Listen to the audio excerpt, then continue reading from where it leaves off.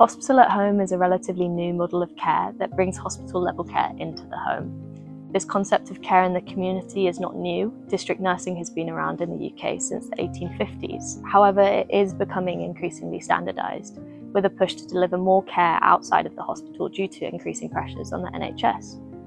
This research looks at how we define something like safety. There are, of course, medical standards that clarify what good, safe care looks and doesn't look like, and processes in place to ensure this, but that doesn't always reflect exactly how safety is experienced. So, the primary question this work aimed to address was, what does safe feel like to patients when care is delivered in your own home? And how can we make safety something that patients can talk about, shape, and influence in the context of hospital at home? The only way to really answer that is by directly involving the people that have received hospital at home care. I wanted to start collaborating with patients and the people who the research aims to serve. I'd like my PhD to be guided by the same principles of mutual and bidirectional collaboration. I was particularly interested in the gap between national patient safety frameworks and how these ideas translate into everyday life.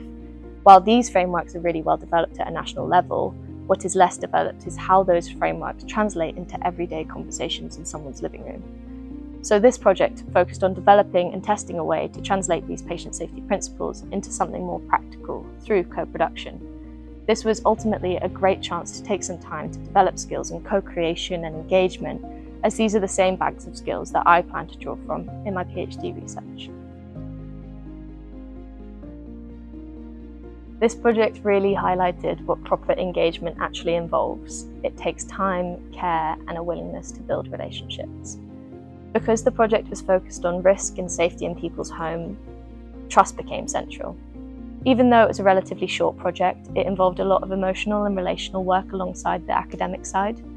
This meant thinking carefully about how to create a supportive environment, whether that was offering flexible ways to take part, a lot of reading about participatory research environments, or small things like taking iced cakes from Edinburgh to Newcastle for group sessions. It also made me really aware of the power dynamics in research. If we're asking people to share those experiences about something as personal as care in the home, then it's important that you approach the research with the same vulnerability and sensitivity.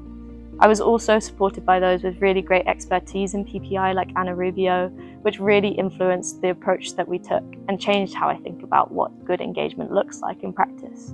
These are all things that I will definitely carry forward in my future work.